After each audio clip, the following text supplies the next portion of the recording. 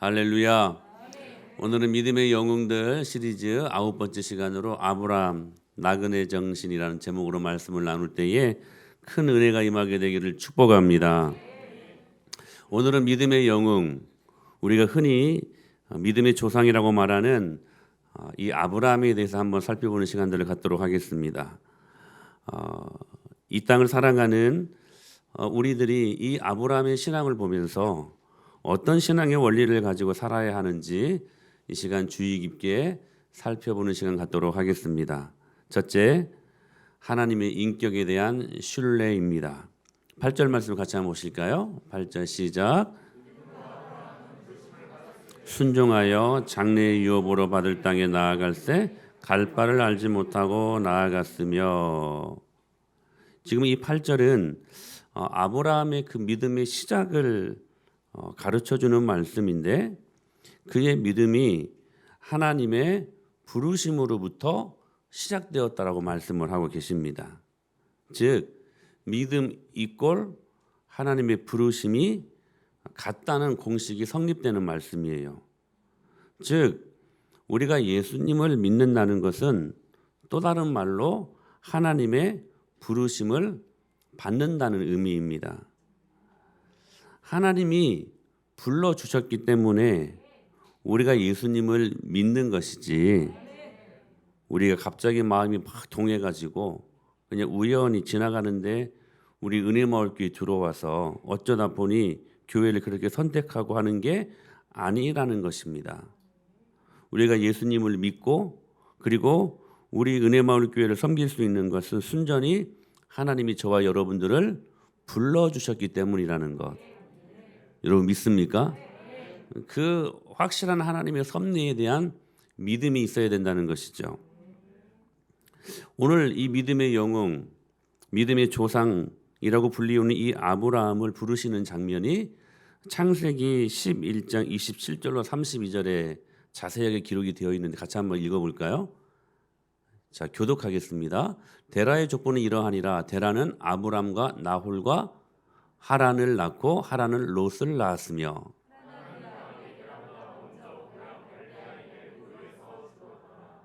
아브라함과 나홀이 장가들었으니 아브라함의 아내의 이름은 사레며 나홀의 아내의 이름은 밀가니 하란의 딸이요 하란은 밀가의 아버지이며 또 이스가의 아버지더라. 데라가 그 아들 아브람과 하란의 아들인 그의 손자 롯과 그의 며느리 아브람의 아내 사레를 데리고 갈다이인의 우르를 떠나 가나안 땅으로 가고자 하더니 하란에 이르러 거기 거류하였으며. 여기까지 하란에서 죽었더라.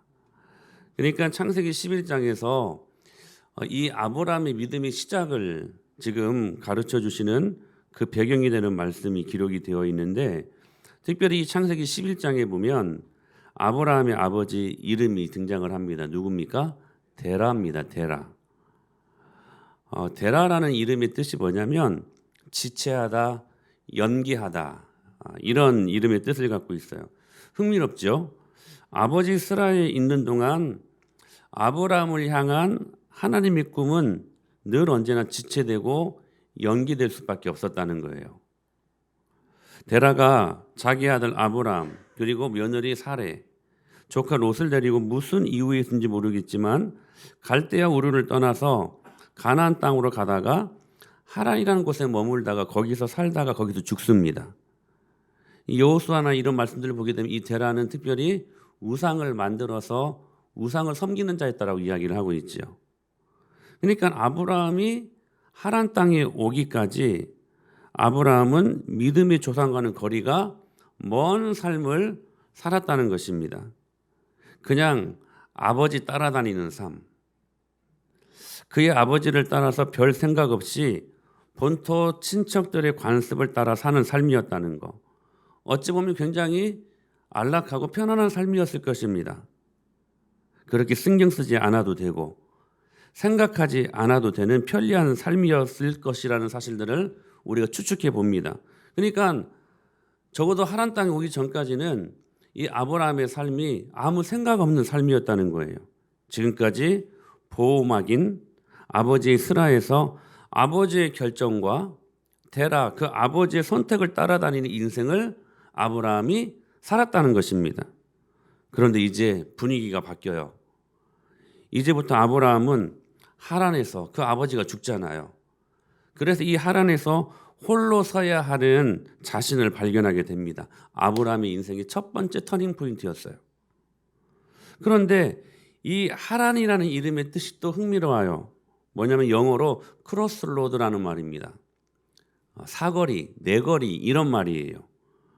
지금까지 자기의 삶을 이끌어왔던 아버지가 죽고 이제 하란 곧 그 사거리에서 어디로 가야 할지, 이리 가야 할까 저리 가야 될까 차라리 돌아가야 될까, 이제는 직접 아브라함이 결정해야 되는 순간이 왔다는 사실입니다. 바로 그 인생의 사거리에서 이제는 사람에게 의존적인 삶이 아니라 이제는 험한 세상을 독립적으로 살아가야 되고 창의적으로 살아가야 되는 바로 그때에 하나님께서 아브라함을 부르셨다는 사실이에요.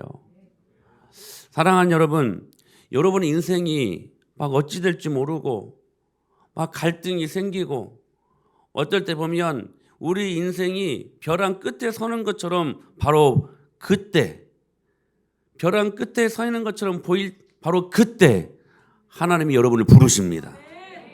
그 부르심에 대한 여러분 확신과 기대함이 있어야 돼요. 왜 이렇게 내 인생이 자꾸만 힘들고 어렵지?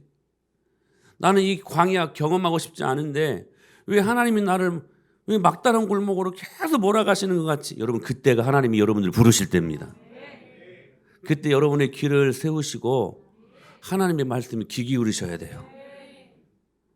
바로 그때 그 사거리에서 이제는 아브라함이 어떻게 자기 인생을 살아야 될지 모를 그때 하나님이 부르시는데 그 부르심의 내용이 바로 창세기 12장 1절로 3절 말씀이에요. 다 같이 읽어볼 거예요. 시작. 여호와께서 아브라함에게 이르시되 너는 너의 고향과 친척과 아버지의 집을 떠나 내가 내게 보여줄 땅으로 가라. 내가 너로 큰 민족을 이루고 내게 복을 주어 내 이름을 창대하게 하리니 너는 복이 될지라. 너를 축복하는 자에게는 내가 복을 내리고 너를 저주하는 자에게는 내가 저주하리니 나의 모든 족속이 너로 말미암아 복을 얻을 것이라 하신지라. 할렐루야. 여러분, 지금 아브라함을 부르시는 말씀이, 하나님의 말씀이 여러 가지 많은 의미를 담고 있겠지만 여기에서 중요하게 봐야 될 사실은 뭐냐면 하나님께서 아브라함을 부르실 때 그 일생을 미래까지 자세하게 청사진을 펼쳐 보여주신 것이 아니라는 것입니다. 하나님께서는 지금 아브라함에게 본토 친척 아버지 집을 떠나 내가 너에게 지시할 땅으로 가라 라고 말씀하셨죠.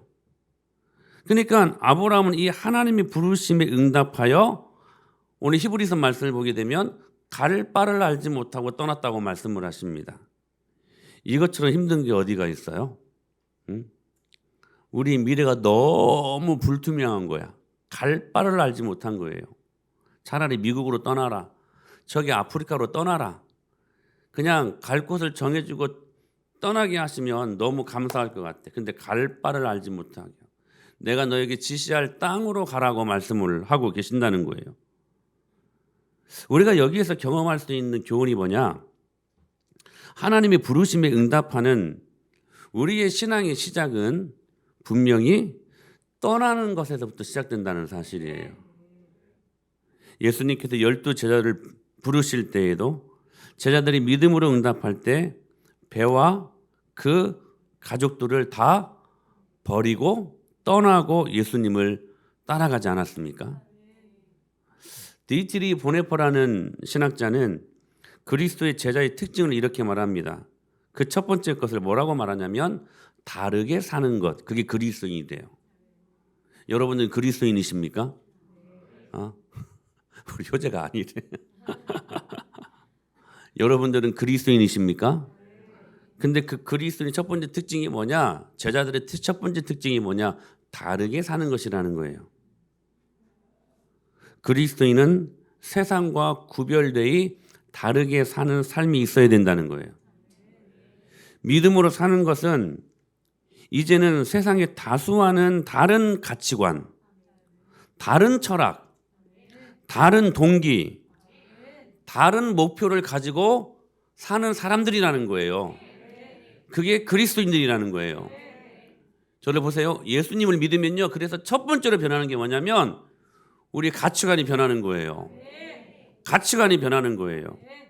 여러분, 예수 그리스도의 영이 우리 안에 들어오는데 가치관이 어떻게 안 바뀔 수가 있어요?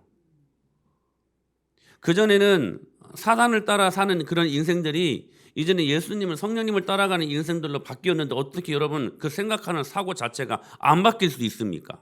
바뀌죠, 당연히. 당연히 바뀌게 되어 있습니다. 내가 이전에 그냥 세상의 다수의 흐름에 따라서 별 생각 없이 다른 사람들도 다 그렇게 하니까 나도 그렇게 살아가는 옛 생활의 습성으로부터 떠나야 된다는 거예요. 돌아서야 된다는 거예요. 그래서 로마서 12장 2절에 뭐라고 말씀하십니까? 너희는 이 세대를 본받지 말라고 말씀하고 계시는 거예요.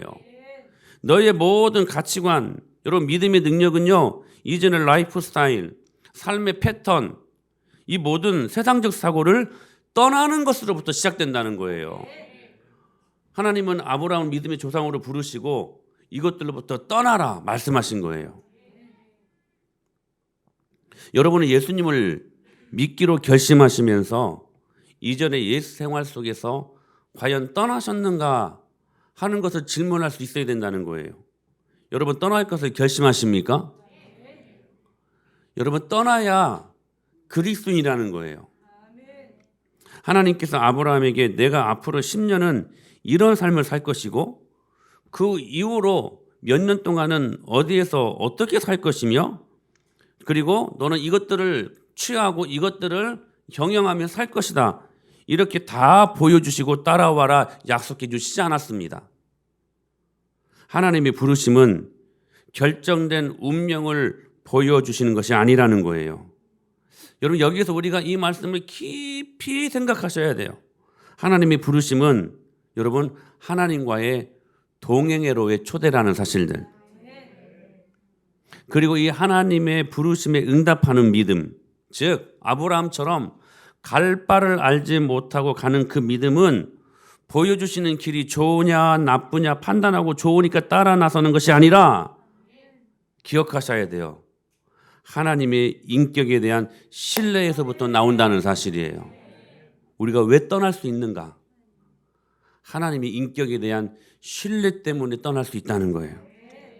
우리를 어디로 인도하실지 아직 몰라요. 믿음의 영웅, 믿음의 조상 아브라함도 몰랐어요. 그냥 떠나라니까 떠났어요. 미지의 세계, 불투명한 미지의 세계. 그러나 그는 떠났어요. 무엇 때문에 떠났습니까? 말씀하시는 하나님의 인격에 대한 신뢰 때문에. 그 신뢰를 바탕에 두고 복의 근원이 되게 하시겠다고 하시는 그 약속의 소망을 두고 따라갔다는 사실이에요. 내가 너로 복이 되게 할 것이다.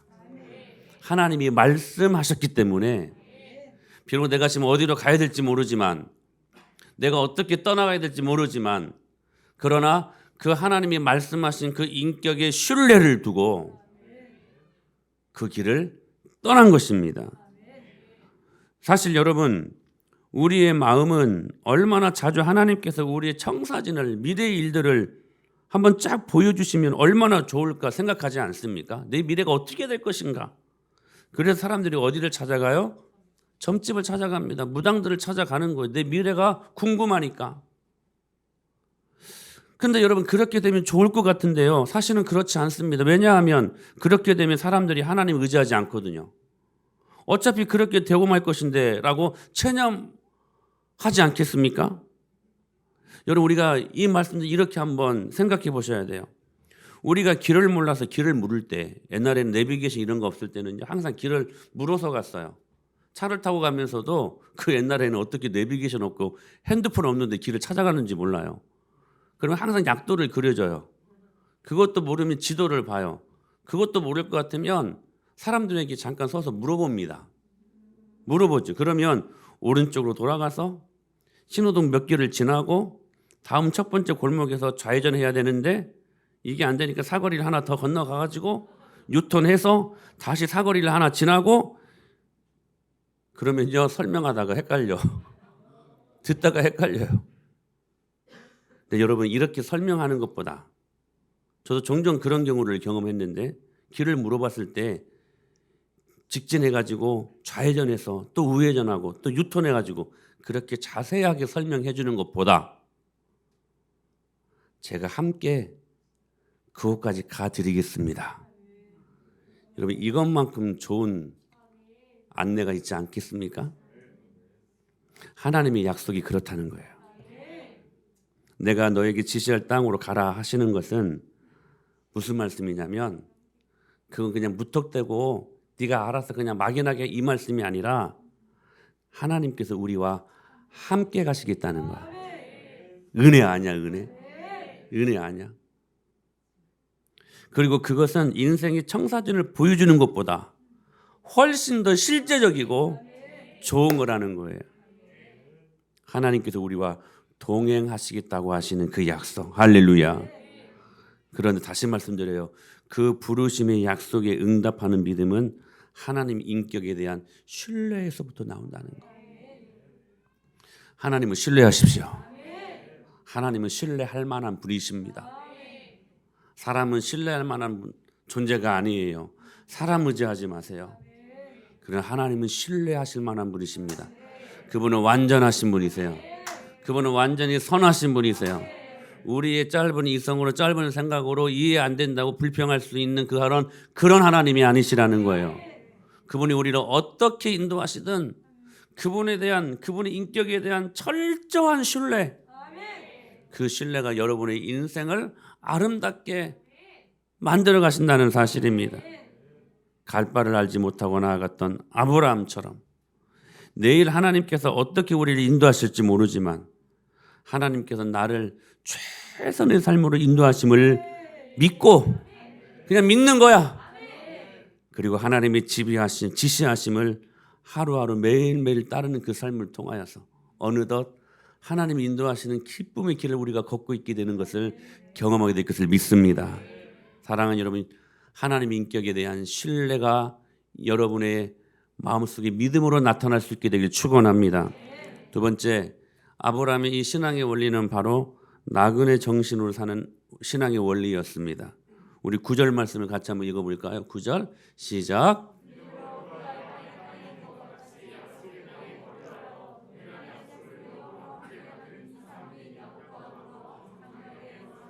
오늘 이 말씀을 쉬운 성경, NLT라는 성경을 번역한 쉬운 성경이 이렇게 또 다르게 번역하고 있습니다. 같이 읽어볼까요? 시작. 그는 믿음 때문에 그는 그곳에서 갈 곳 없는 나그네처럼 살았고 같은 약속을 받은 이삭과 야곱과 함께 장막에서 그가 어떻게 살았다고 말씀하십니까? 나그네처럼 살았다는 거예요. 여러분 우리는 이 땅을 나그네처럼 살아야 돼요. 우리들의 치명적인 문제가 뭔지 아세요? 이 땅을 고향처럼 살아. 이 땅을 천년만년 그렇게 살 수 있는 곳, 내 본향이라고 이 땅을 착각하며 산다는 거예요. 여러분 이 땅은 나그네 같은 그냥 지나치는 과정에 불과한 땅임을 기억하십시오. 9절에 보면 아브라함과 이삭과 야곱 3대가 어디에 살았다고 말씀하십니까? 장막에 살았대요. 텐트에 살았다는 텐트. 여러분 텐트 아시죠? 그 텐트. 그러니까 무슨 말씀이냐면 나그네처럼 살았다는 거예요. 여러분 유목민들을 보십시오. 텐트를 치잖아요. 거기서 오랫동안 정착하지 않습니다. 왜 텐트를 칩니까? 또 이동해야 되니까. 그리고 또 이동해야 되니까. 한 곳에 정착하지 않고 계속 옮겨 다니면서 살았다는 것을 말씀하고 있는 거예요. 그걸 히브리서 기자는 뭐라고 말씀하시냐면 믿음이라고 말해요. 믿음. 여러분 여러분 집 없이 계속 캠핑하면서 계속 이곳에 천막 치고 그리고 또 뭐라고 하면 막 도망 쫓기듯이 또 이곳에 천막 치고 그렇게 사는 게 여러분 매력적입니까? 매력적이에요? 캠핑족들 있잖아 막. 매력적입니까? 그렇지 않아요. 이사 다니는 거 싫어가지고 집도 사고 마음의 정착을 누리기 위해서 그렇게 우리가 그렇게 집도 사고 하는 거 아니겠습니까? 그러니까 정말로 지금 아브라함은 나중에 사라의 무덤 막벨라 그 굴 하나만 땅으로 얻었을 뿐 아브라함의 삶 속에서 자신의 이름으로 된 땅 하나가 없었어요. 이게 무슨 의미일까요? 집 하나 없었어요. 계속 장막에 살았대요. 나그네처럼 살았다는 거예요. 계속 이동하면서 살았다는 거예요. 이게 무슨 말입니까? 이게 무슨 의미일까? 집 한 채 없이 사는 것이 지금 믿음이라고 말씀하시는 걸까요? 그러면 저는 믿음이 좋은 사람이네. 그렇죠? 돈이 많아도 금강 전략하며 사는 것이 지금 믿음이라고 말씀하시는 것일까요? 아닙니다. 돈이 많아도 집 사지 말고 차 사지 말고 이렇게 사는 것이 믿음의 삶이라고 지금 말씀하시는 것일까요? 그런 의미일까요? 결코 아닙니다. 실제로 아브라함은 굉장한 여러분 부자였습니다. 그러니까 어느 한 곳에 정착하여 여러분 의리번쩍한 여러분 그러한 저택을 짓고 살 수 있는 충분한 부자였어요. 근데 아브라함은 그럼에도 불구하고 장막에 살았대요. 계속 정처 없이 떠돌아다니는 그러한 유목민, 계속해서 이동해야만 하는 그러한 장막에 살았다라고 말씀을 하시는 것입니다. 집 없이 살았다는 거예요. 그런데 그것을 오늘 성경 기자는 그게 믿음이래요. 믿음이래요. 그렇다면 오늘 본문에서 말씀하시는 진짜 의미는 뭘까? 아브라함이 나그네 정신으로 살았다는 거예요. 이거죠. 이 땅이 내 고향이 아니고 이곳에서 천년만년 사는 것처럼 사는 존재가 우리가 아니고 하늘 본향을 향해서 그렇게 오늘 또 뚜벅뚜벅 걸어가는 나그네들이라는 것을 그가 알았기 때문에 그래서 여러분 성도의 또 다른 이름은 여러분 순례자 아닙니까? 순례자. 우리 철로영증이라는 책을 보면 순례자가 있지 않습니까? 전도자. 사랑하는 여러분, 우리는 나그네같이 살아야 되는 인생들임을 기억하십시오. 오늘 제가 초두에 기도했던 것처럼 우리 연수는 70이요, 80, 좀 더 오래 살면 90, 100살 삽니다. 그리고 인생의 호흡이 끊어지면 그 다음의 세계는 영원한 세계입니다. 그 영원한 세계가 우리의 본향이라고 말씀하시는 거예요. 그러므로 우리는 그 본향을 향하여 이 땅에서 70년, 80년 순례하는 순례자의 삶이라는 사실들을 아브라함은 알았고 그리고 오늘 히브리서 기자가 오늘 그것들을 저희들에게 가르쳐주고 있는 것입니다. 그렇다면 이 아브라함이 어떻게 나그네처럼 살 수 있었을까? 10절에 이렇게 말씀하셔요. 10절 시작. 이는 그가 하나님이 계획하시고 지으실 터가 있는 성을 바랐습니다. 진짜 집이 있는 곳을 보았다는 거예요. 진짜 자기 터가 있는 그곳을 보았다는 거예요. 사람들이 이 땅이 전부라고 생각해요. 심지어는 예수님 믿는 사람들도 이 땅이 전부라고 생각해요. 진짜 내 터가 있는 곳을 보지 못해요. 여러분 마음에 근심하지 마십시오. 하나님을 믿으니 또 예수 그리스도를 믿으십시오. 그 예수님이 여러분들을 위하여 여러분들이 영원히 거하실 하늘 그 집을 예비하고 계심을 믿으시길 바랍니다. 우리에게는 반드시 저 하늘 고향이 있어요. 그것이 우리가 영원히 거해야 될 터라고 말씀하시는 거예요.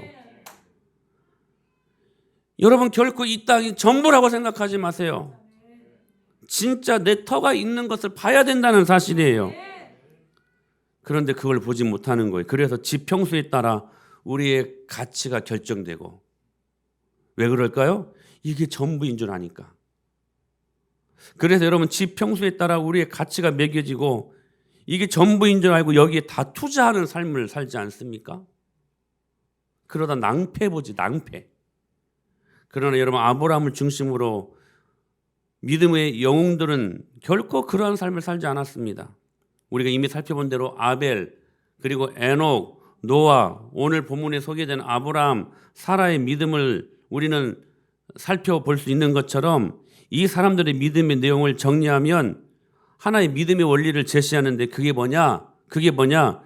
이들에게 나타난 삶의 공통점은 뭐였냐? 모두가 이 땅의 것에 결코 연연해하지 않고 영원한 세계의 가치를 두고 살았다는 거예요. 그런데 여러분, 참 신기해요. 그들이 나그네처럼 살았지만 그들은 이 땅에 집을 두고 사는 사람들보다 훨씬 더 여유 있는 삶을 살게 됩니다. 그래서 어떤 분이 그리스도인들을 평가할 때 그리스도인은 최고의 레디컬한 존재들이다, 이렇게 소개합니다. 참 멋진 저는 소개라고 생각합니다. 그리스도인을 최고의 과격분자들이라는 거예요. 멋지지 않, 패러독스 아니면 멋지지 않습니까?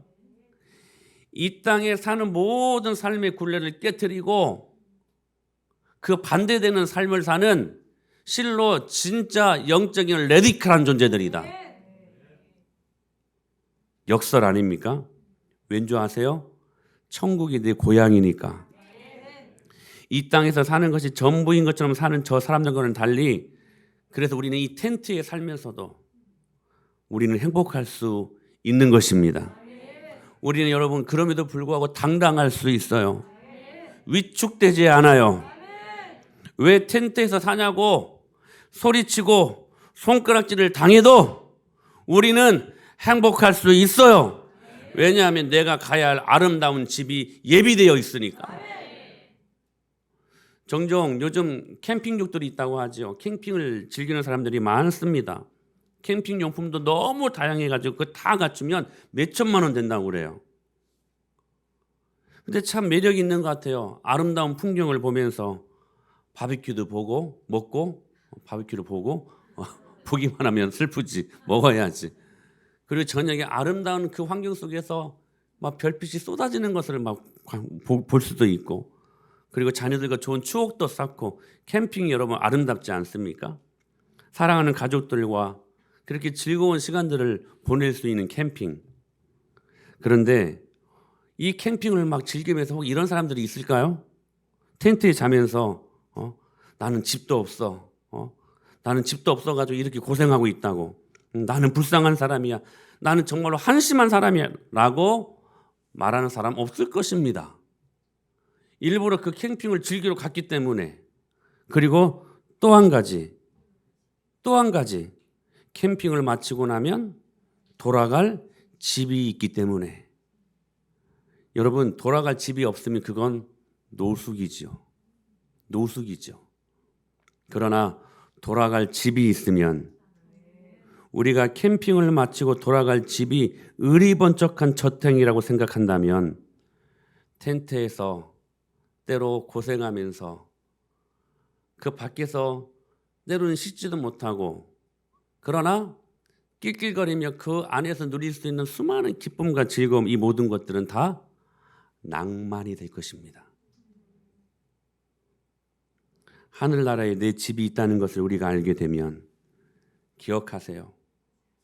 이 땅에서 사는 건 좀 불편하게 살아도, 좀 없이 살아도, 좀 부족하게 살아도 그것은 낭만이에요, 낭만.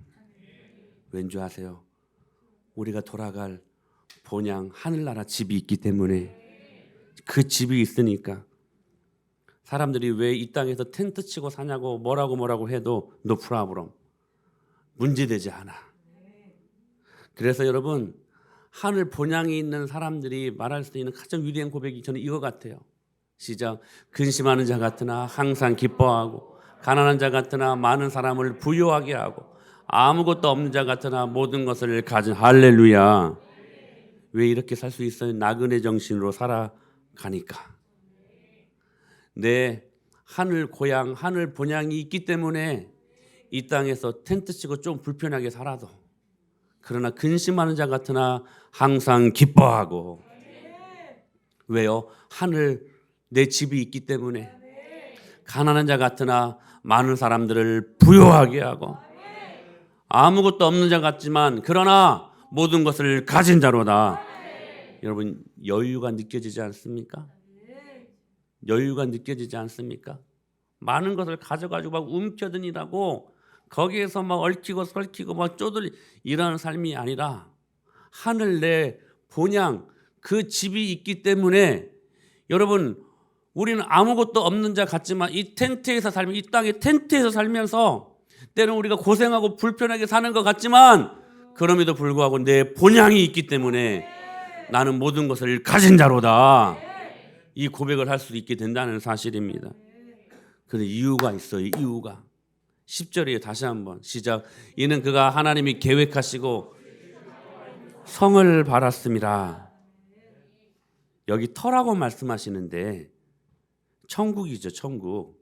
근데 영어로 보면 이렇게 말씀하셔요. 파운데이션. 파운데이션. 무슨 말씀이? 기초라는 거예요. 그 기초가 터래요. 터. 그러니까 천국을 이루는 기초가 있다는 거예요. 기초가 있다는 거. 그 기초가 뭘까? 특별히 역대하를 보면 솔로몬이 드디어 그 아버지 다윗의 유지를 받들어서 성전을 건축합니다. 그런데 그 성전의 터가 뭐냐면 역대하 3장 1절이에요. 시작. 그것은 전에 여호와께서 그의 아버지 다윗에게 나타나신 것이요 여부스 사람 오르난의 타작마당에 다윗 그 솔로몬이 지었던 성전의 터가 어떤 것이냐면 그 옛날 아브라함이 이삭을 잡았던 그 모리아산. 그 모리아산 또 그 모리아산은 어떤 산인가? 다윗이 오르난의 타작마당에서 천사를 봤던 그 오르난의 타작마당 같은 지명이에요. 같은 지명. 그런데 바로 그곳에 성전이 세워지고 바로 그곳에서 예수 그리스도께서 그 모리아산에서 십자가에 못 박혀 달려 돌아가십니다. 다 같은 장소예요. 파운데이션. 그 터. 하늘 우리의 본향 그 터, 그 기초가 뭐가 되느냐? 예수 그리스도의 십자가. 그 보혈이 저와 여러분들을 천국으로 인도하신다는 사실입니다. 그러면 오늘 또 그 보혈이 있는 자들, 오늘 또 그 하늘, 그 우리가 영광을 경험하기 위하여 이 땅에서 그 터로 세우신 그 기초가 되시는 예수 그리스도의 보혈과 그분의 부활의 능력이 우리가 천국을 살 수 있게 하시는 하나님의 능력이라는 거예요. 그러므로 여러분의 모든 생애 가운데 하나님의 보혈이 뿌려지고 여러분의 모든 기도 제목들에 그 하나님의 보혈의 능력이 발라지고 덮여지기를 소망합니다. 그때 우리는 하늘나라를 이 땅에서도 살 수 있는 거예요. 그때 우리는 앞으로 도래할 어린 양이 보좌 위에 계시는 그 하나님의 영광을 바라보며 이 땅을 그 하늘을 소망하면서 살 수 있게 된다라고 계시록에서 그 계시를 열어주십니다. 같이 읽어볼까요? 시작. 또 내가 들으니 하늘 위에와 땅 위에와 땅 아래와 바다 위에와 또 그 가운데 모든 피조물이 이르되 보좌에 앉으신 이와 어린 양에게 찬송과 존귀와 영광과 권능을 세세토록 돌릴지어다. 아멘. 7장 10절에도 이렇게 말씀하셔요. 시작. 큰 소리로 외치 이르되 구원하심이 보좌에 앉으신 우리의 하나님과 어린 양에게 있도다. 할렐루야. 비록 이 땅 흑암의 땅에 우리가 살고 있지만 우리가 결코 낙심하지 않고 위축되지 않고 비록 우리가 이 텐트에 살지만 우리가 당당하게 여유 있게 이 땅을 살아갈 수 있는 이유는 어린 양 되신 그 예수 그리스도께서 보좌에 앉으셔서 저와 여러분들을 다스리고 계시고 영원한 그곳으로 우리를 초청하신다는 하나님의 약속이 새겨져 있기 때문에 오늘도 우리가 믿음으로 여유 있게 아무것도 없는 자 같지만 그러나 모든 것을 가진 자로다. 근심하는 자 같으나 그러나 우리는 항상 기뻐하고 할렐루야. 그러한 믿음의 삶을 살아갈 수 있게 되는 것입니다. 사랑하는 여러분, 오늘 주님이 우리들에게 하시는 말씀 믿음으로 받고 하나님 절대 그 인격 신뢰하고 이 땅이 우리 고향이 아니고 그냥 지나쳐가는 나그네 길이라는 사실들을 깨닫고 저 하늘 영광의 보좌에 계시는 어린 양 되신 예수 그리스도 소망하시면서 내가 가야 될 그 집 바라보면서 이 땅에 잠시 우리가 텐트 치고 잠시 불편하게 살고 있지만 그러나 그것이 불편함이 아니요 우리 인생의 영적인 낭만과 좋은 추억을 만들 수 있는 은혜의 자리인 것을 깨닫고 오늘도 담대하게 믿음으로 살아가는 저와 여러분이 될 수 있게 되기를 간절히 축복합니다.